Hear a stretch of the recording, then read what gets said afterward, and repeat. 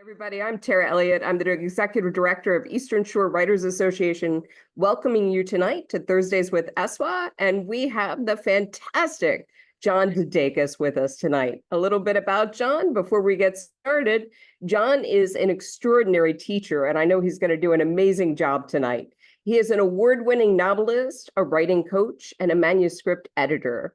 He's a former editor of CNN's The Situation Room with Wolf Blitzer. DeDakis is the author of 6 mystery suspense thriller novels, a former White House correspondent who regularly leads writing workshops at literary centers and writing conferences around the world. He's also the host of the video podcast One to One on YouTube, Facebook, and LinkedIn, and you can find more information on his website, which I will put in the chat window for you. Ladies and gentlemen, please give a warm Eastern Shore Writers Association welcome to John DeDakis. Thank you, Tara. Can everybody hear me all right?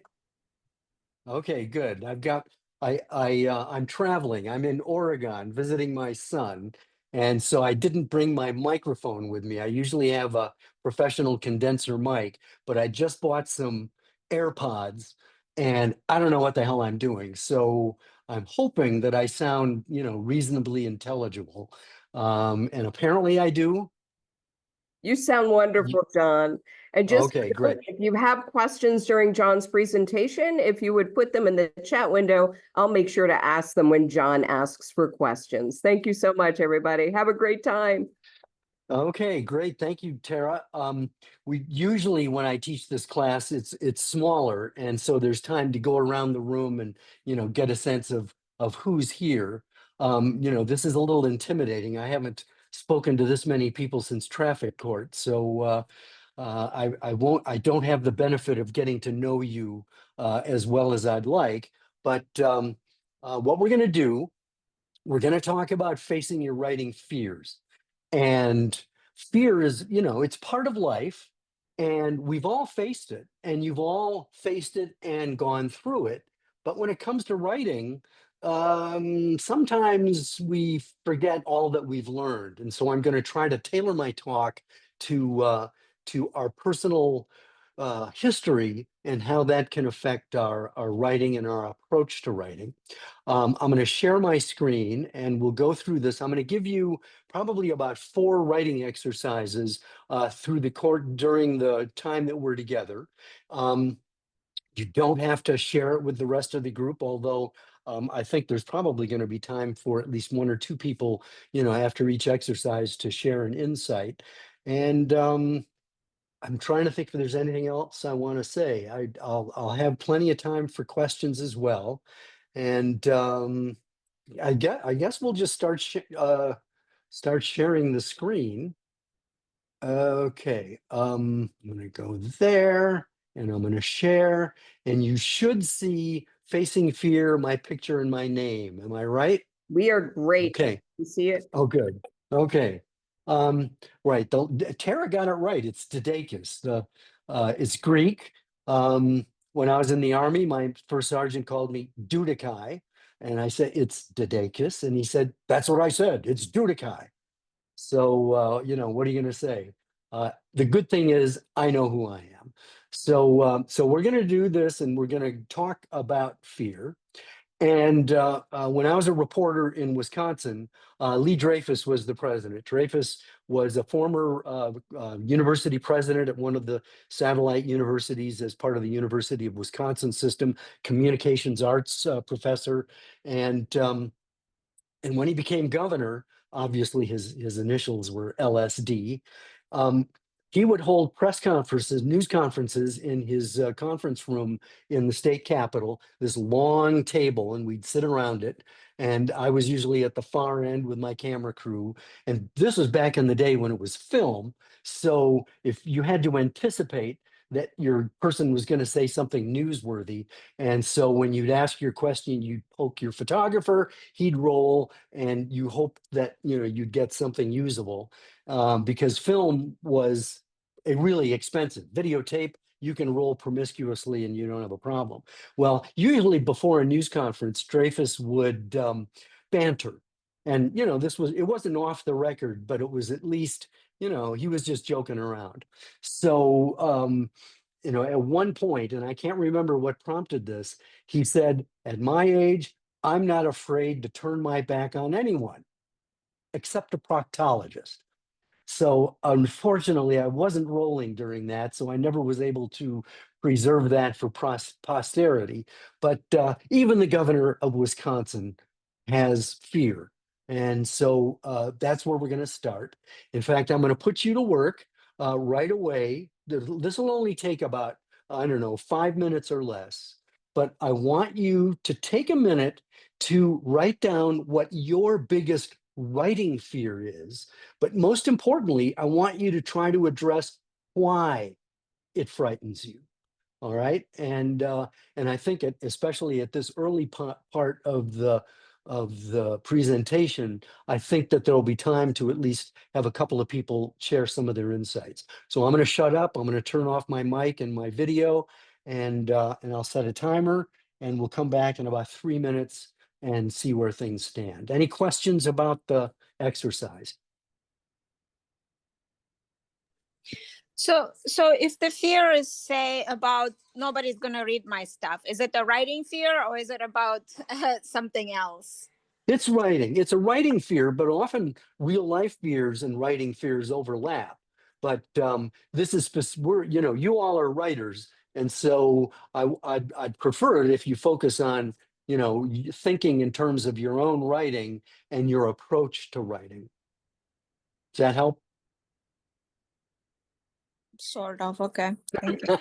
I don't have any of those fears. Well, good. Then, put down whatever fears you have. Okay. This is not, nobody's gonna be put on the spot and made to share, what their insights are. This is all, this is a safe space. And if people do want to share things, that's fine. But don't feel like I'm going to put you on the spot. Okay. I think that's good for a start. Does anybody have any insights that they feel like sharing? I'll stop my screen share for just a minute so that we can give a few people a chance to share if you got any insights. Well, hi, this is Marcy from Michigan over here. Hi. And I discovered, as I was writing, I was thinking, I've got a memoir that I'm working on about my mother who grew up in Nazi Germany, Nazi Austria, actually. And so I'm kind of simultaneously afraid of being visible. I'm afraid kind of the story. And I'm Yep. also afraid of being invisible. I don't know if that makes any sense, but like I'm afraid that my voice doesn't matter. At the same time, I'm afraid that it might matter too much. Wow. That's it's counterintuitive in one sense, but both fears can exist simultaneously.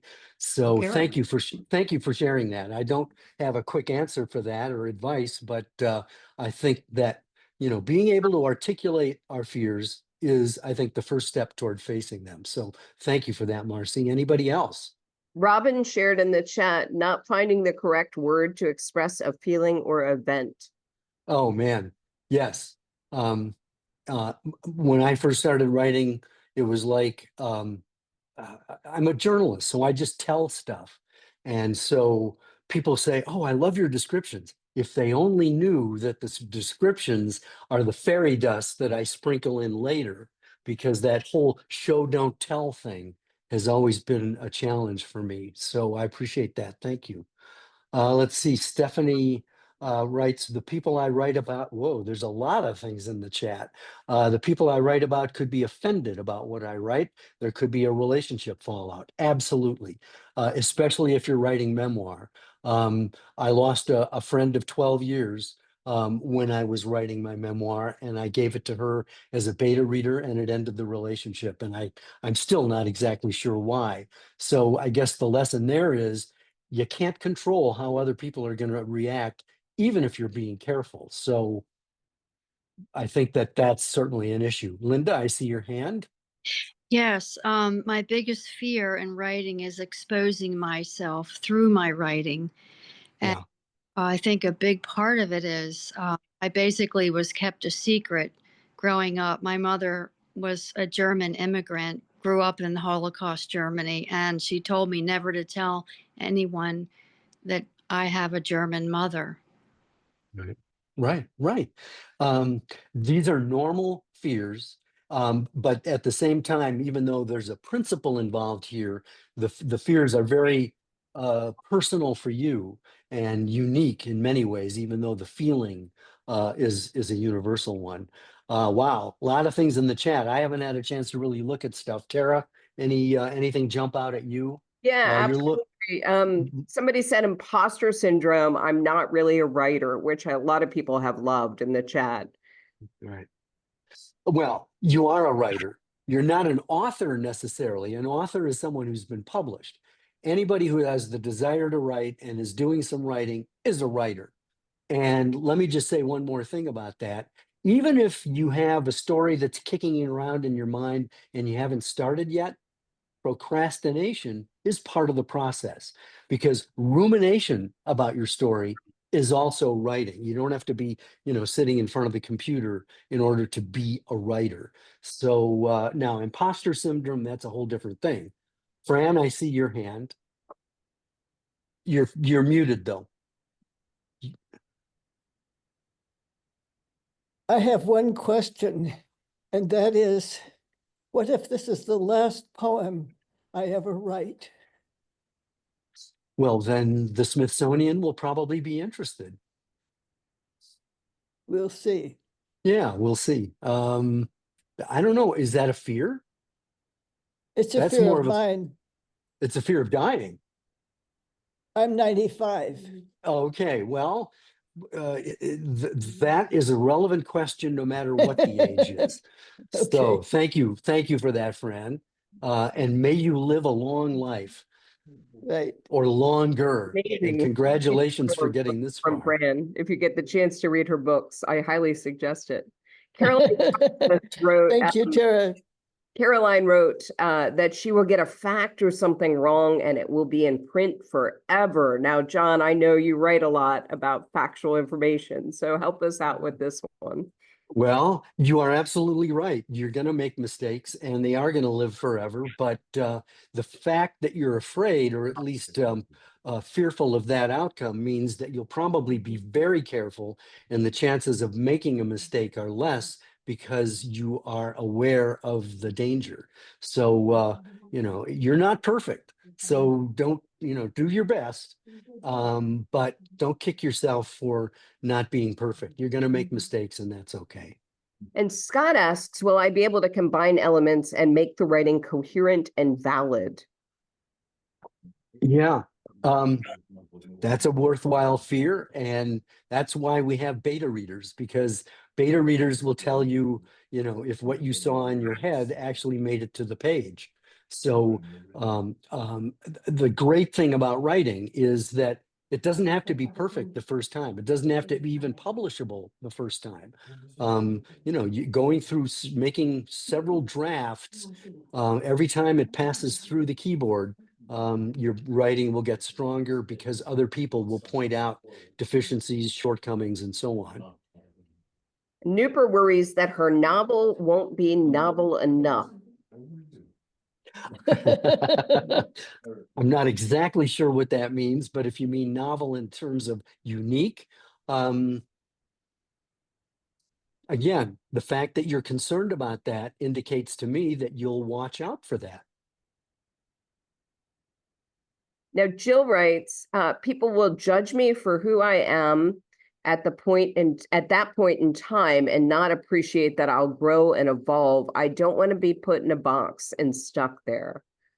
Yeah, I think I'm sensing that some of these questions, especially like that, are from people who are considering writing memoir. And, that's definitely a big concern. Memoir is definitely difficult because it's you, and you're, putting yourself out there.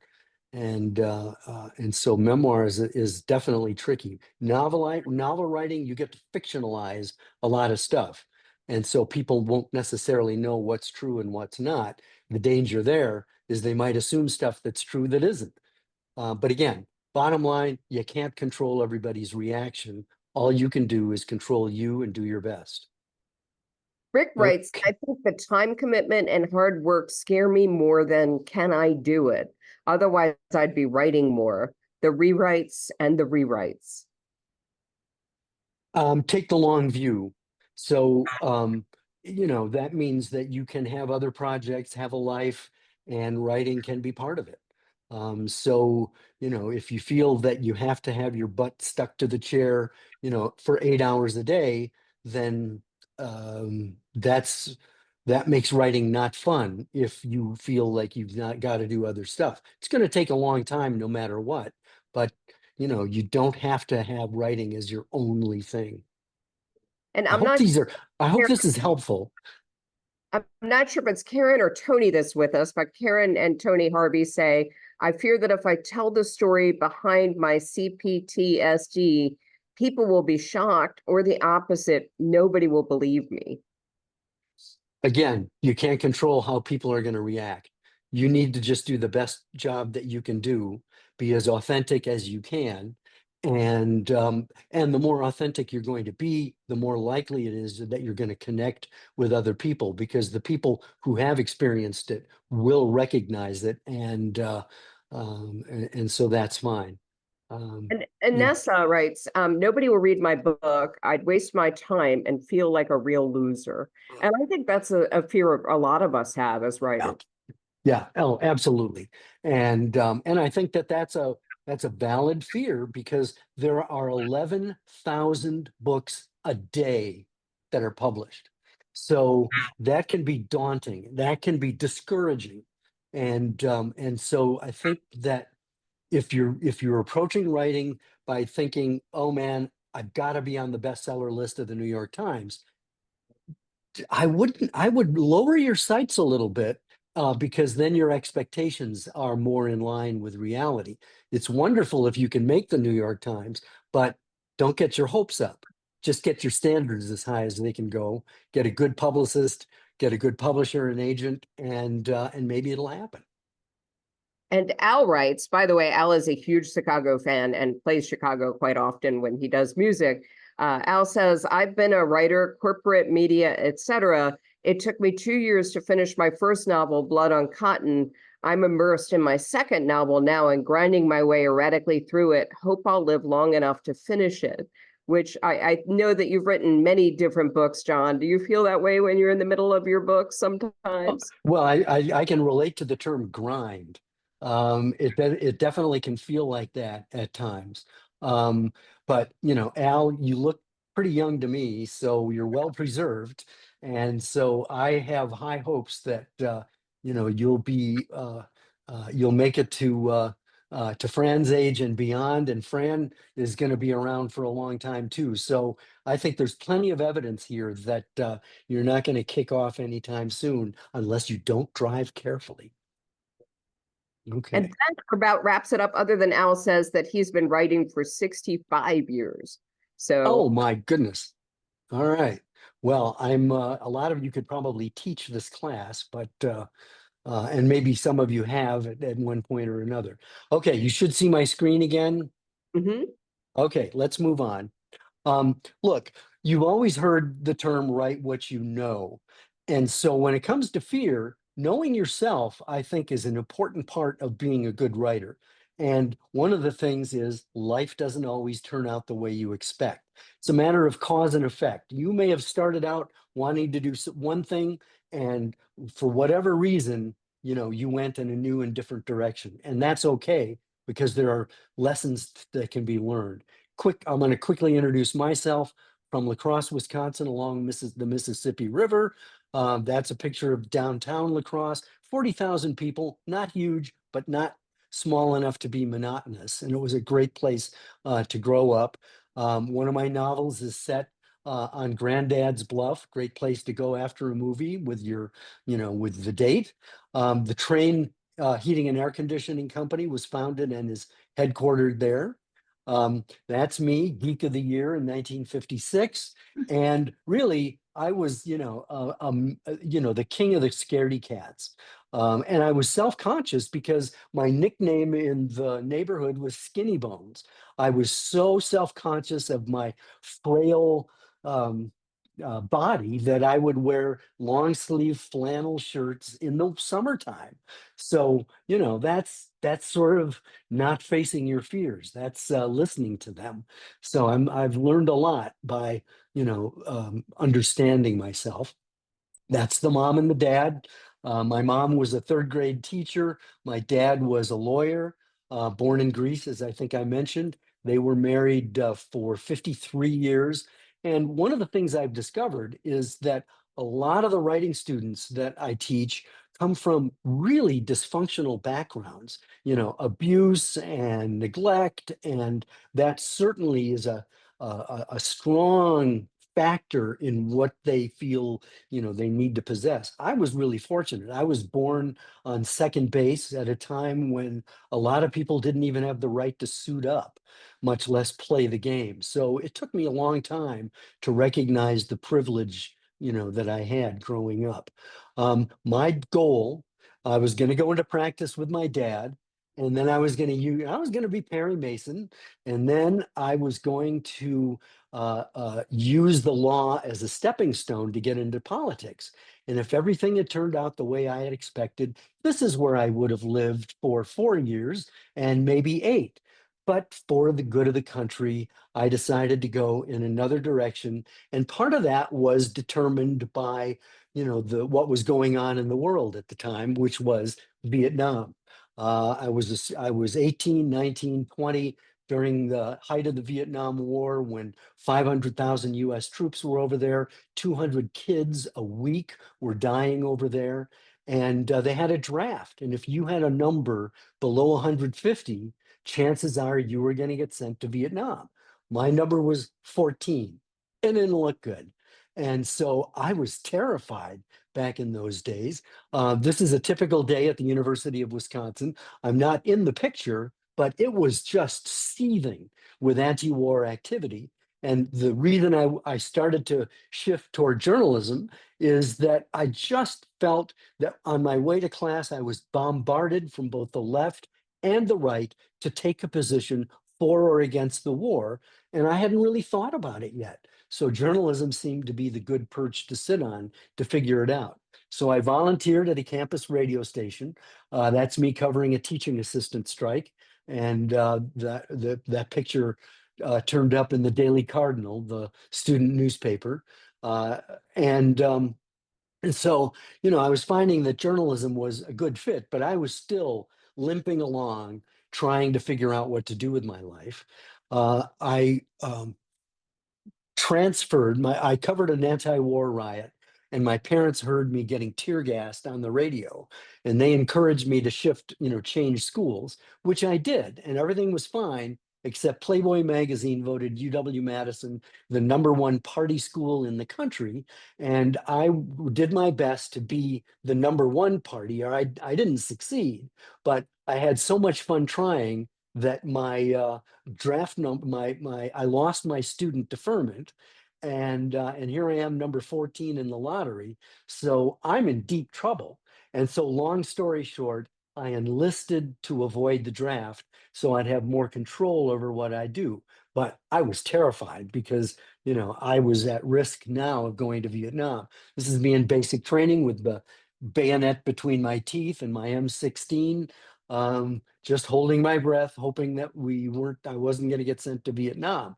But I ended up getting orders to Vietnam, but at the last minute, probably 2 weeks before I was shipped out, my orders were changed to Germany.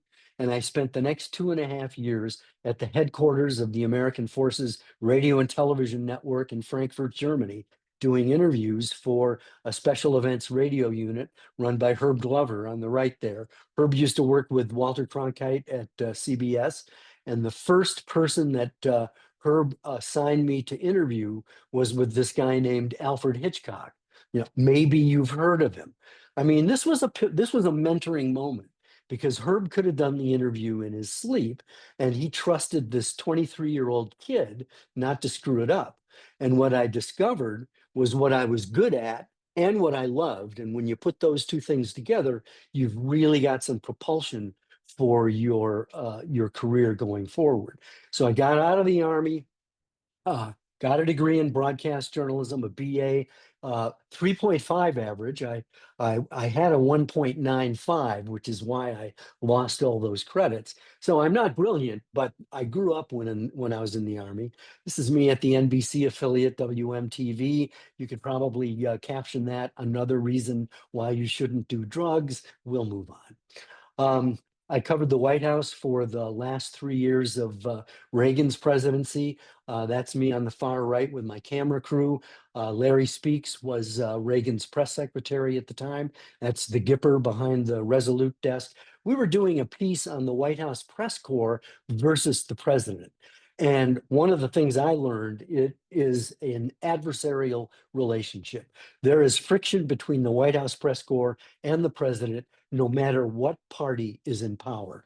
And unlike what some presidents will tell you, it is a firing offense for journalists to make things up at a reputable news organization.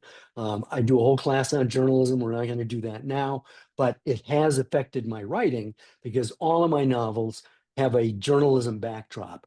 I write what I know and talk about possibly being misunderstood. In this political climate, that's entirely possible. I went to CNN in Atlanta in 1988 as a writer. And this is the next plot twist coming up. Within a year, one of the editors I worked with said, "Have you ever thought about becoming an editor?" I said, "No." He said, "You'd be a great editor." What he meant was, I want off nights and weekends, and you'd be a great warm body to replace me. So sure enough, he got the 9 to 5 shift, and I did overnights for the next 17 years, pretty much. But I thrived on it. But it wasn't creative. I needed a creative outlet because editing is fault finding. It's not creative. I was at CNN 25 years, the last 7 as one of Wolf Blitzer's editors in DC. This is me holding the Peabody Award that we got for our coverage of the 2008 election. This represents the nanosecond that I was allowed to hold the statuette and then give it back to Wolf because he's so smart, he can ad-lib the show without any of us in support. So, it was a good gig. But while I was at CNN, I needed a creative outlet. So I wrote a novel, as if it's that easy. This novel, my first one, took 10 years for me to find the agent that I've got. It went through 14 major revisions, and the agent that I've got is the 39th agent that I queried. So I tell my writing students, if you take good notes, I'll save you 9 years in the process. You write what you know. And so it's a bit autobiographical. This is my sister, Georgia, and she took her life in 1980. And so the very first chapter of Fast Track is based on her suicide. And I was on the scene that day and I just plucked it from reality. And so writing it was cathartic. And so suicide is the theme that undergirds Fast Track. Moving on, Bluff is my second novel. I hiked the Inca Trail to Machu Picchu in Peru for that. 25 miles, 15,000 feet, terrifying. And this is my elation because on the toughest part of the walk, I made it. And it turns out our guide told me afterwards that he was carrying this oxygen canister with him just in case I was going to need it. So it was reassuring to know that I didn't. So thank you very much. This is the cover that we used for the audiobook, and I'd already written 8 drafts, so I knew what the murder scene was going to look like. And as soon as I saw it, I took the picture. So I took the picture that we were able to use on the cover. Grief and writing, I think, are very much tied together, and grief and fear are very much tied together. I teach a whole class on writing as a way to deal with grief. And in the case of my youngest son, Stephen, he went missing for a week in 2011 and was found dead in my car about a block and a half away from our house in DC, ironically, right next to a light pole with a neighborhood watch sign. He had never gone off the grid before, so this was entirely unexpected. And so the experience of losing my son, I went into grief counseling for about 2.5 years, and also wrote my fourth novel, Bullet in the Chamber.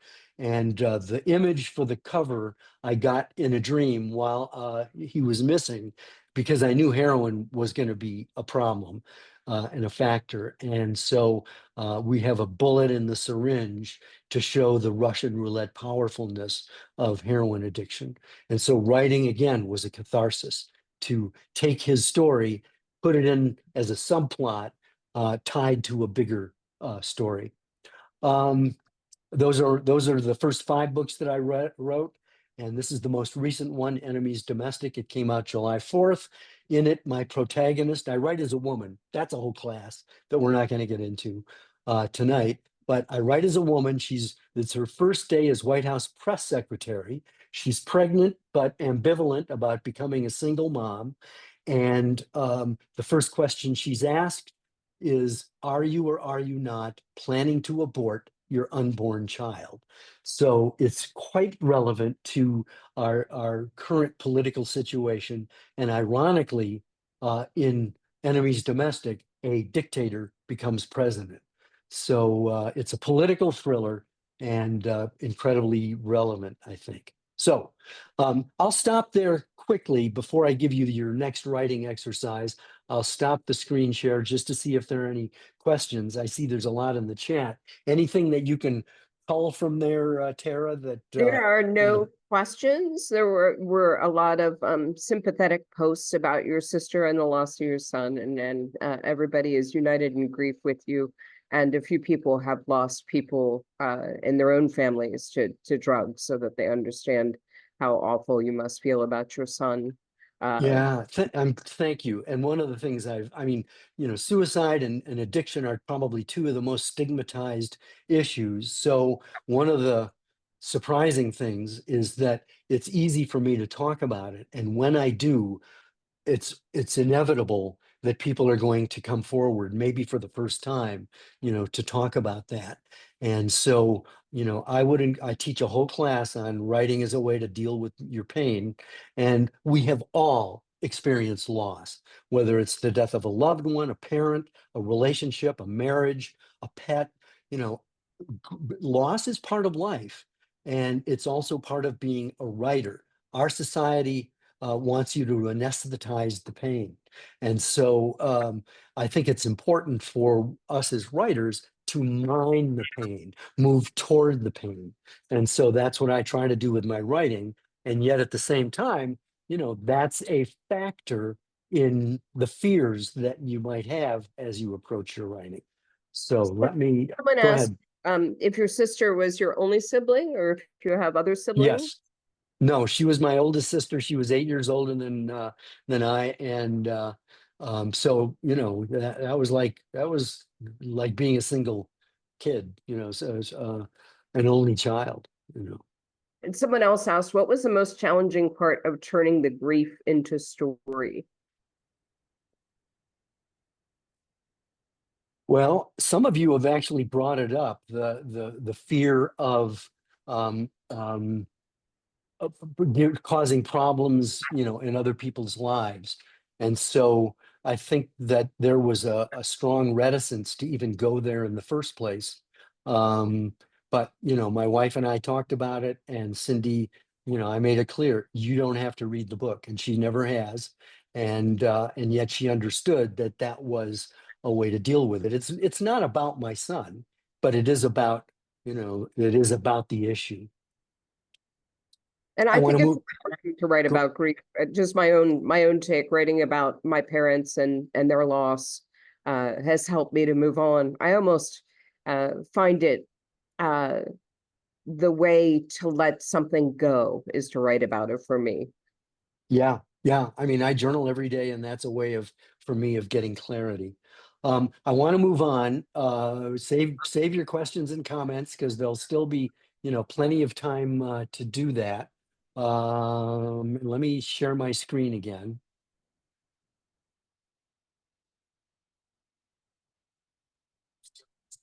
Okay, moving on. So I want you to now take a few minutes to, and this will just be a few minutes, but I want you to address the question, what role, if any, did fear play in the life decisions that you've made? You know, remember I said I wanted to be Perry Mason. What I didn't say is that I didn't go that direction, partly because I was afraid I wasn't smart enough to get into law school. So I listened to my fears. I went into journalism, which was still my skill set, and things turned out okay. But you know, I listened to my fears. So take a few minutes just to list some of the ways fear may have played a role in your life decisions. Any questions about that? Linda, I see your hand. Yeah, the answer came to me right away. Do you want me to wait to share it? Yeah, I want to give people a chance to Yeah. get some written clarity. So hold that thought. Okay. Okay, everybody, I'm gonna mute myself and stop my camera, and I'll come back in just a few minutes. Let me just stop the screen just to get a sense. We won't have we'll only have time for just a couple of people to share, but any personal insights, Linda, you've been very patient. Anything you wanted to share there? Yeah, just very briefly, I guess for me, the biggest fear is exposing myself, and lots of secrets. So I detoured and I've been a psychotherapist for the past 30 years, and then also writing in the closet, so to speak, and started a blog about just having healing articles for people, and building up courage to go to open mics now. So I'm slowly, Oh, excellent, excellent. yeah. Are you finding that you've actually started to reveal more than you intended or that you were comfortable with? Yeah. And if so, how did that go? Did that give you confidence to do it more? I think yes, a confidence to do it more, and I speak through my panic attacks in front of people. So it's okay. The heavens aren't coming down, and I'm doing it. Wow. I mean, the fact that you're acknowledging panic attacks with, 40 other people in the room, I think is huge. So thank you Yeah, for that. you're welcome. Okay. One more question and then I'm going to dive back in. Or no questions. I don't see any, so I'm going to dive back in. All right. Moving on. Fear is life's pivot point. And so I'm going to talk a little bit about some of the components of fear. Consider this a refresher course because you've all faced fears. I'm being Captain Obvious here, I think. But this is what I call the fear continuum.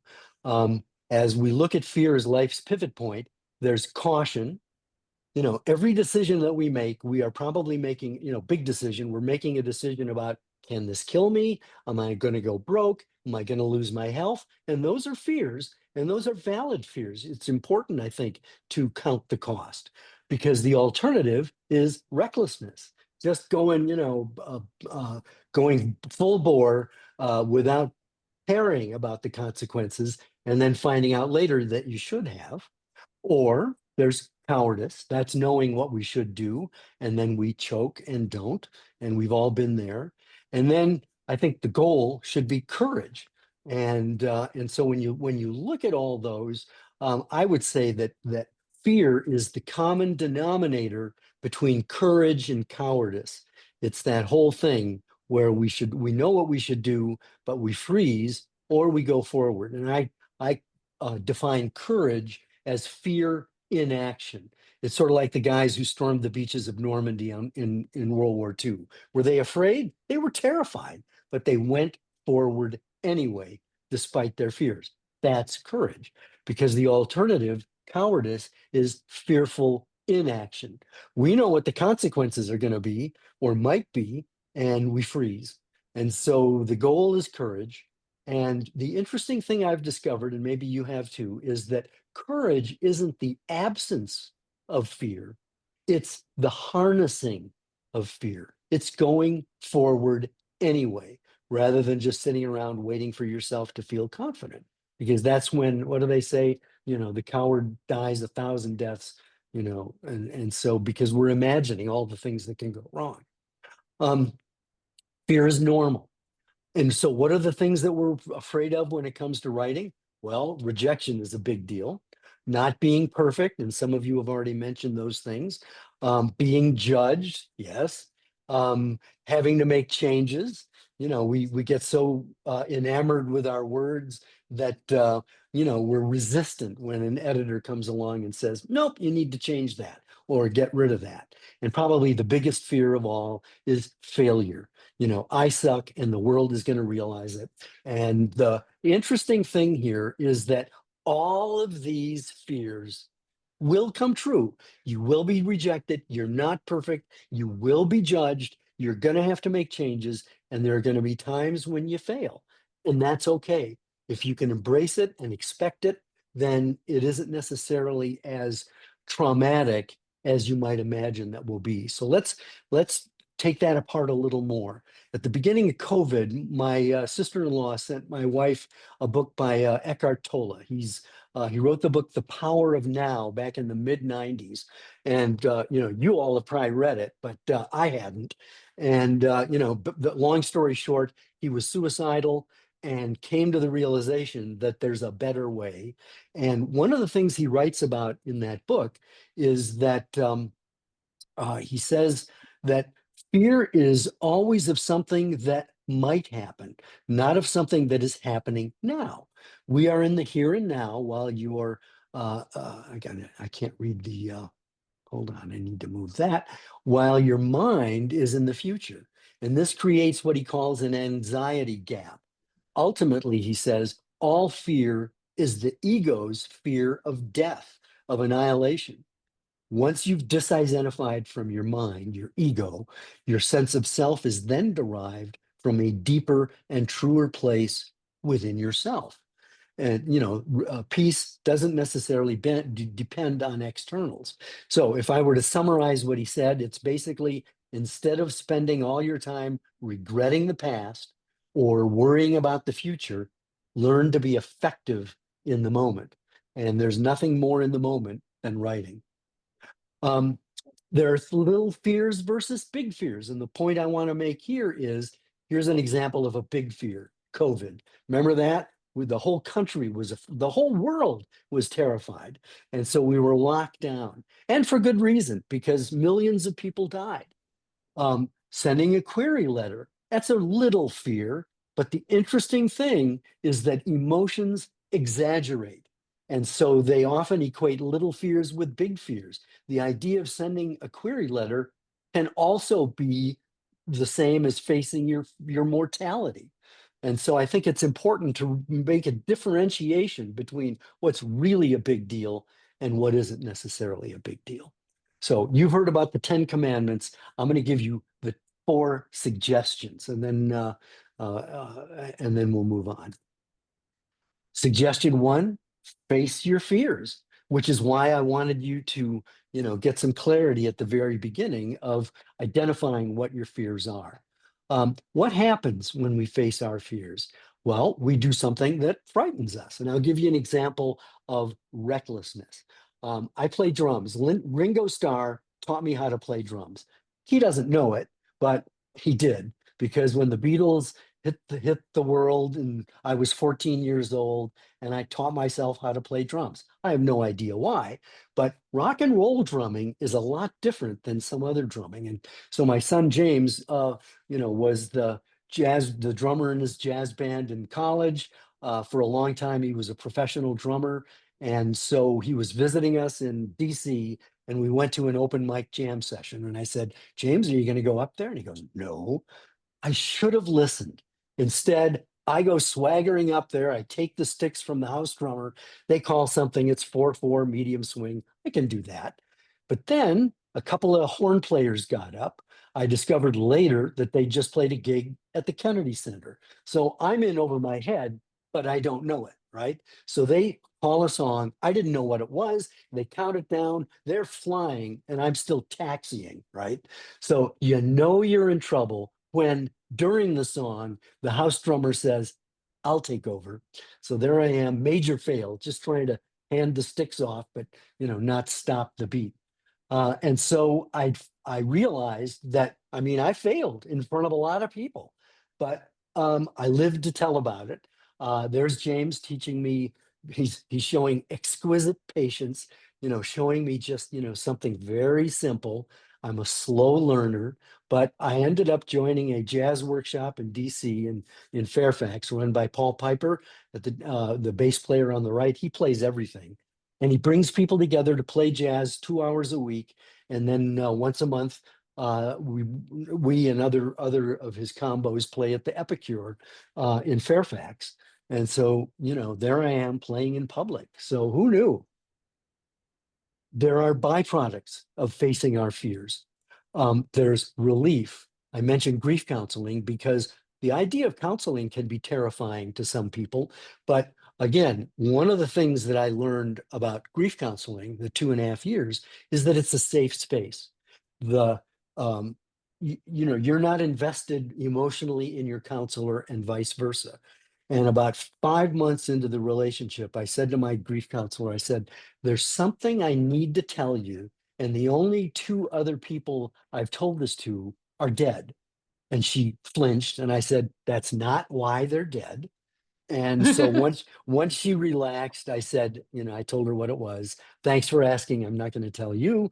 But the point is that I got it off my chest and it was a major relief. What's a big deal for me may not be a big deal for you and vice versa. But there's secrets and holding on to them can be fearful of being exposed. And so in a counseling situation, you can get those out there and examine them. And I think I'm a stronger and better person because of it. You get inner strength by facing your fears. And when you follow through, when you're afraid of something and the world didn't blow up, you get confidence so that you send that first query letter and, oh, maybe it got rejected, but the rejection didn't necessarily sting as much as you thought it would. And that gives you confidence to do it again. Suggestion 2, start small. I would say don't quit your day job just yet. Write, have other people look at it. Maybe write some short stories to get to limber up, but you don't have to, write your whole novel in a week or something like that. So small steps, take baby steps. Number 3, get the focus off yourself. That's a major issue in fear. And I don't mean to say that fear is selfish, but it is self-centered in the sense that we're concerned about how we come through this experience. So I want you to take a couple of minutes to do another exercise to describe your personality type. Are you shy? Are you introverted? Are you an extrovert? Something else? Are you an ambivert?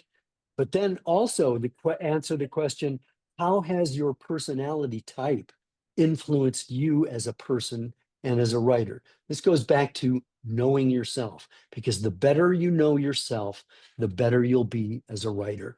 Just a couple of minutes on that, and then we'll reconvene. Questions about the assignment? It's pretty straightforward. Okay. I'm going to stop my screen share for just a second. Tara, how are we doing on time? It's now 8:30, so we have about 30 minutes left, John. Okay. We're in the home stretch, so I'm pretty sure there'll be time for questions as well. Anybody have any insights from this exercise to share?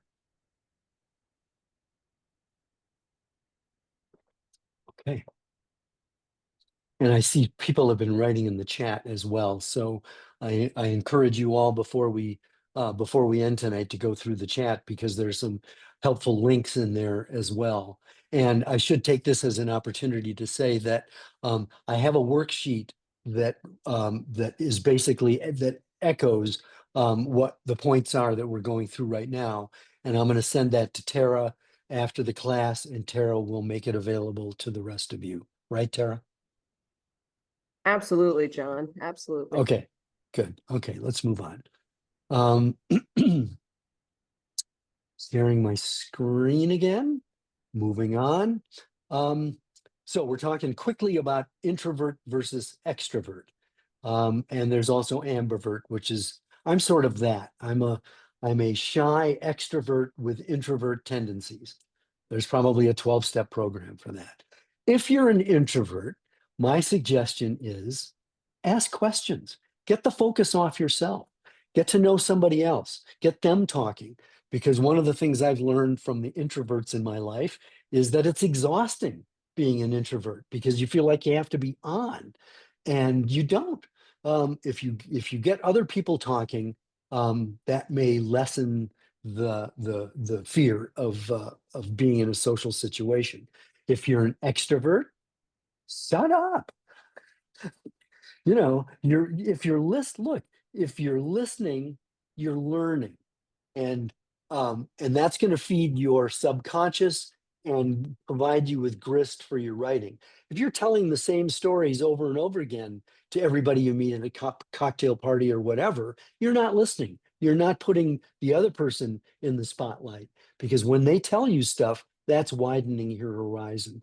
I teach a whole class on interviewing, and so there are ways to, go deep with someone and get the focus off yourself. We're in the home stretch. What's the opposite of fear? Because fear is fine, but there really is an opposite. I found it in scripture. There is no fear in love, but perfect love drives out fear, because fear has to do with punishment. And the one who fears is not made perfect in love. 1 John 4:18. So the takeaway from that, no matter where you are in the spiritual spectrum, whether you're a believer in anything or nothing or doubtful or whatever, the principle still remains. The opposite of fear is love, because love takes the focus off yourself. Love is other oriented. Love puts this focus on others.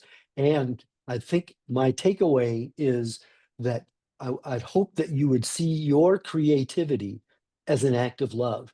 The stories that you have, the experiences that you're capturing, the characters that you're creating are in many instances coming from your personal experience, conversations you've had, experiences you've had, people you know. And when you are able to set those in a story that is engaging and compelling, that is going to resonate with other people. The goal is that, when a person closes your book, they're sad that it's over, and they continue thinking about your character long after they finish the story, and they're looking forward to the next book. That's the goal. And then you're writing for other people. So, final of the 4 suggestion, I think it's important to see failure as your friend. You're all probably familiar with Hank Phillip Ryan, and Tara mentioned that I'm a podcaster, and I interviewed Hank. She's a journalist, investigative journalist in Boston. She's got like 30 some Emmys. She's got chops, and she's got about at least 13 bestsellers on not New York Times, but I think it's USA Today bestseller list. And yet she's a seat of the pantser. And she said in the interview, every time she writes a novel, she is desperately afraid that this one is going to suck and she's going to be exposed as an imposter. And I said, well, what's the takeaway? What have you learned? She said, I've learned to embrace the panic. It's going to be there. I've learned to expect it, and I've learned to not let it inhibit me. And she goes forward anyway, and she's got a track record of success to show that it's possible to go forward anyway. So, final writing exercise. As a writer and as a person, and I'll give you a couple of minutes to write this down, and this may also be something that if you journal, this might be a good thing to journal about tomorrow. As a writer and as a person, what are you afraid of?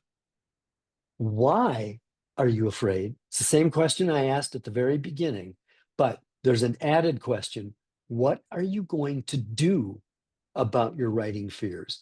And if you're not afraid about writing, but maybe there's something else bothering you, take a minute to address that as well. And I'll give you a few minutes, and then we'll be able to come back and wrap it up. Any questions before we go on? There's no questions in the chat, although people were sharing what their personality types are, and I found it fascinating, John. What's fascinating about it? I just found that it's so interesting because a lot of people went deep with the Myers-Briggs personalities, the 16 different personality types. I always tend to think writers kind of fall on the introvert scale more than the extrovert scale, but a Yeah. lot of people Yeah. said they're ambiverts, which I think Yes. is important to note. And I do think that, like even if you are very introverted, you still have extroverted tendencies at time, and opposite. If you're very extroverted, sometimes you have very introverted personality styles as well. Right. And being an introvert allows you to actually take the time to do the writing, but being an extrovert, I think makes it easier to market your stuff as well, which is very much a part of the process. Absolutely. Okay. And I also think that fighting your fears is really important because I mean, personally, I'm an introvert, but people wouldn't say that because I come. I would not have expected, I would never have said that about you. So I think fighting your fears is very important. So I look forward to finishing up this exercise. It looks fantastic. Thank you. I'm gonna mute and stop my video, and I'll see you in a few minutes. Have fun with it. So, that's my story, and I'm sticking to it. What are you going to do about your fears? That's me, and how you can get in touch with me. Yes, it's AOL, get over it. But you can also get through to me on my website. There are a couple of pages with portals. It's johndedakis.com. I'll leave that up for just a second, but it'll also be on the worksheet that I share with Tara that still pass on, to everyone else.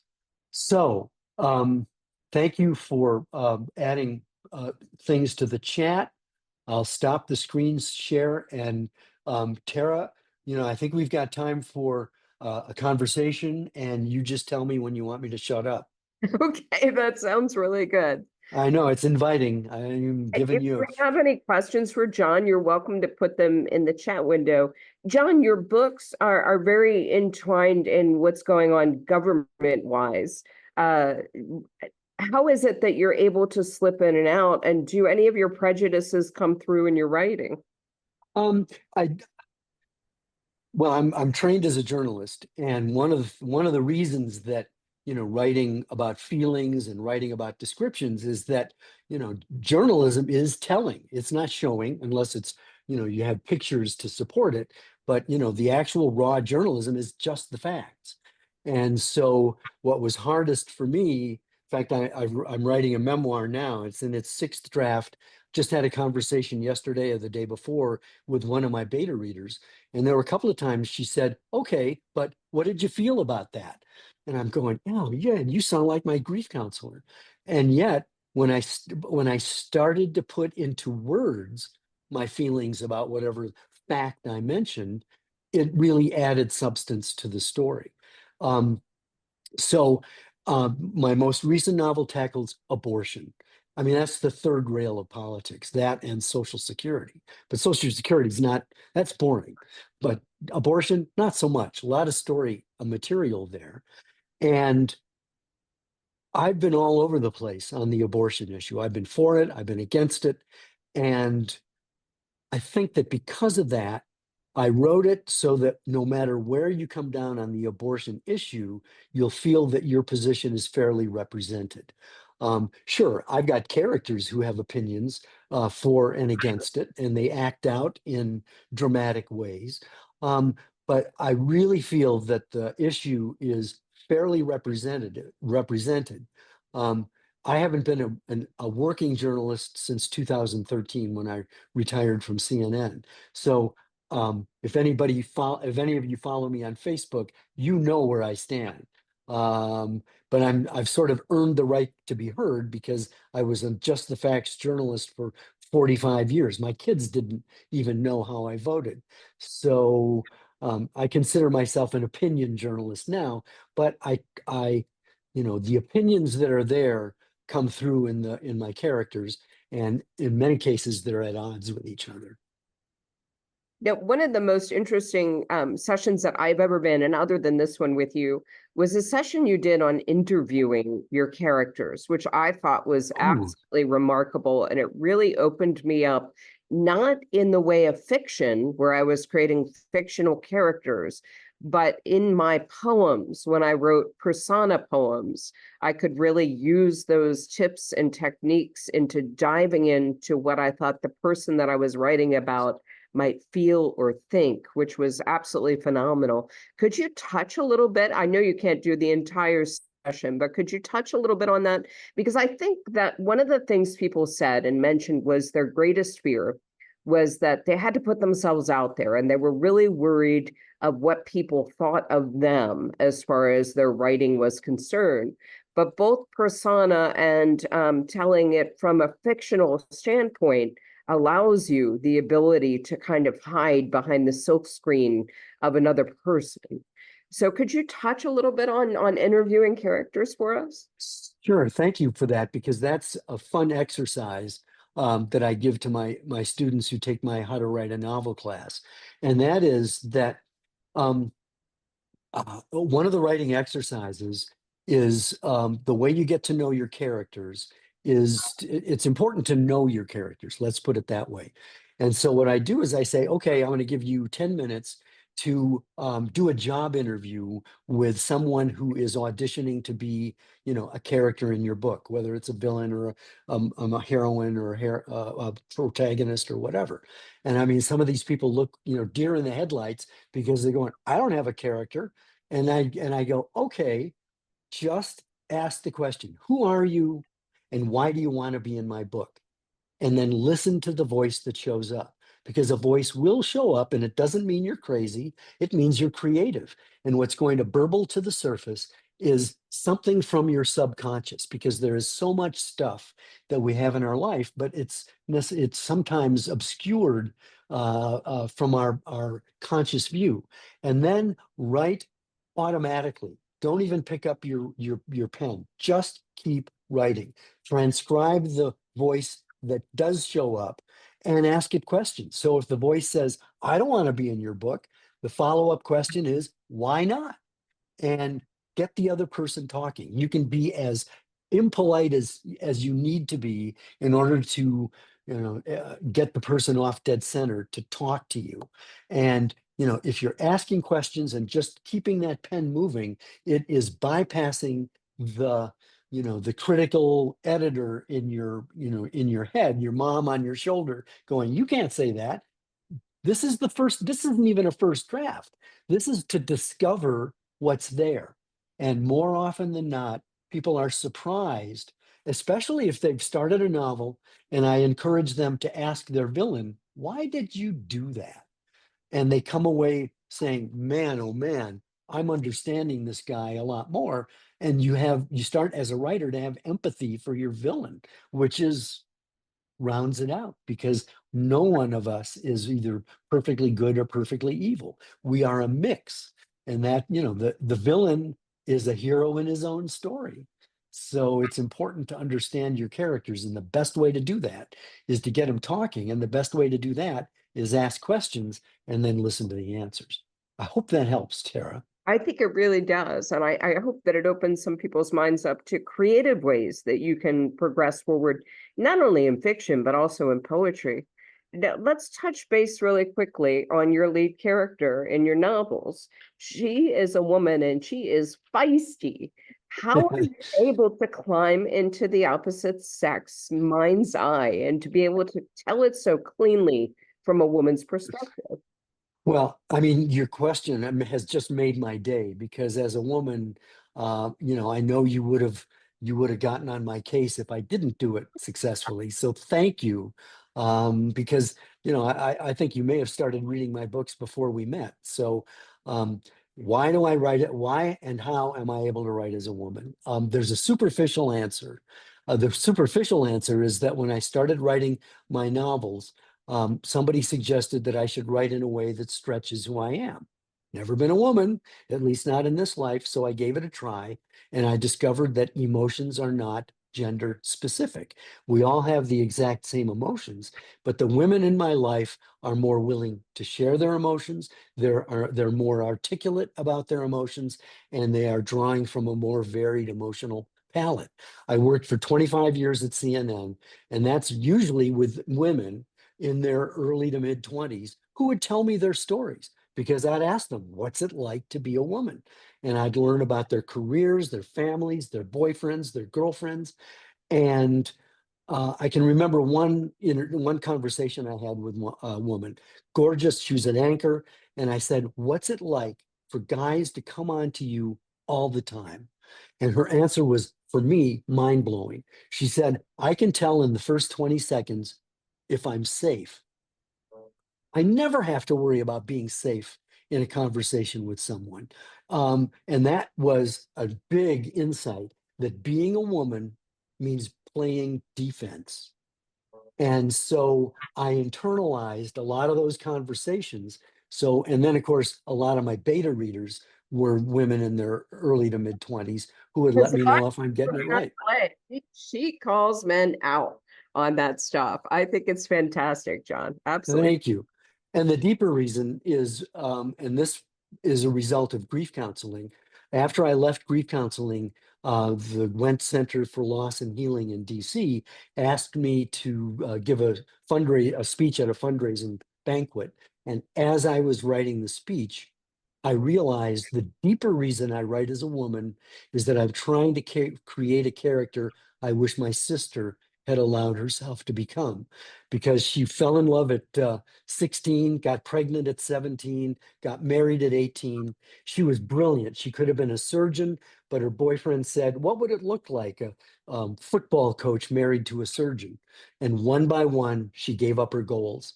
So Lark, my protagonist, doesn't let a guy define who she is. She still falls for the bad boys. She still makes mistakes, but she's I think a stronger person than my sister was at the time. I think if my sister had lived, I think, and gotten through this, I think she would be a much different person than she was. Now, somebody asked, and I think it's a good question to ask you, how many beta readers do you suggest have you used in the past, or would you suggest for somebody that's just starting out? I would suggest 3 at first.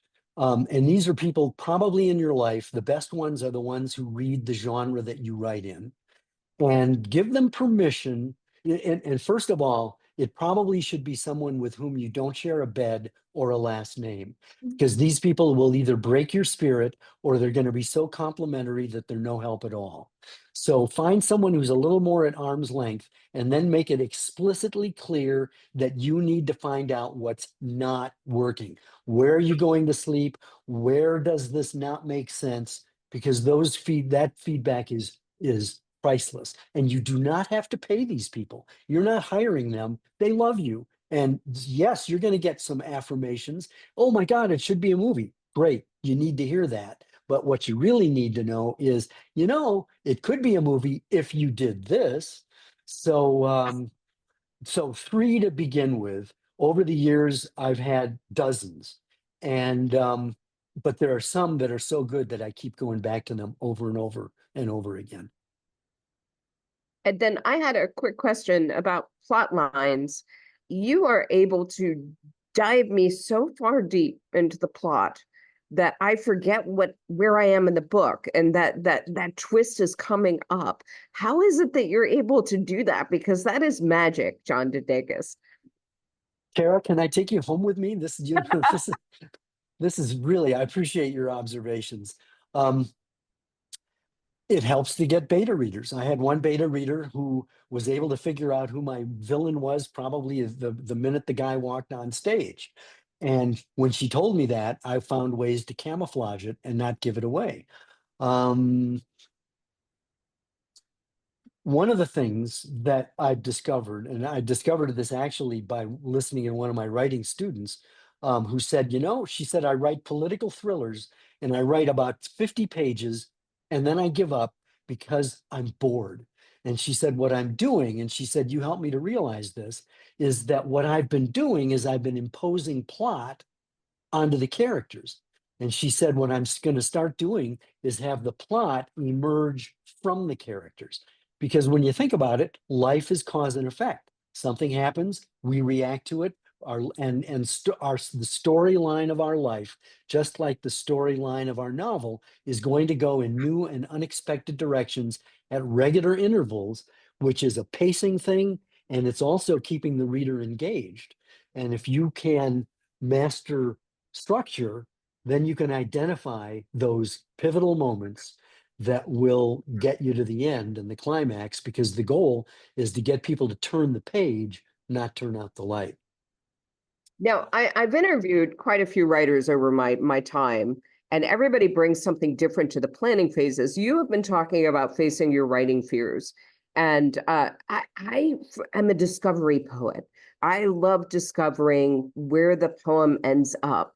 How much is discovery for you? How much is planning? Because sometimes if people plan, then it kind of eliminates those fears that they might have going into writing the novel. But other times, I think discovery is very important. So what say you, John DeDakis? Oh man, excellent question. And I teach a whole class on planning versus seat of the pantsing. And I'm a plantser. I like to have an idea of where I'm going, but I find in the 6 books that I've written that often I don't plan things as carefully as I thought I did. So, about halfway through, I'm going, oh, what the hell am I going to do next? And so you can only rearrange your sock drawer so many times before you need to sit down and write. In Fake, my 5th novel, I was stuck, and I finally had to write in all capital letters, Russia does something provocative here. And once I put that in there, then I was able to write, I was able to continue writing. And as I wrote, I figured out, oh, Russia can do that, which I then had Russia do in the rewrite. So, that's one way. Enemies Domestic is entirely seat of the pants, and my wife was tremendously supportive. Basically the process there was, when the abortion decision came down and Roe versus Wade was overturned, she basically said, you need to write about this. And as it turned out, my protagonist was pregnant at the end of Fake, and so, all right, I'm giving away something. But you don't know how she got pregnant, although Good you thing I probably read know. it already. Yeah, you already know how people get pregnant, but you don't know the details. So anyway, I was going to have to use that as a theme anyway. And this time I had no idea how it was going to turn out. And so I would go downstairs.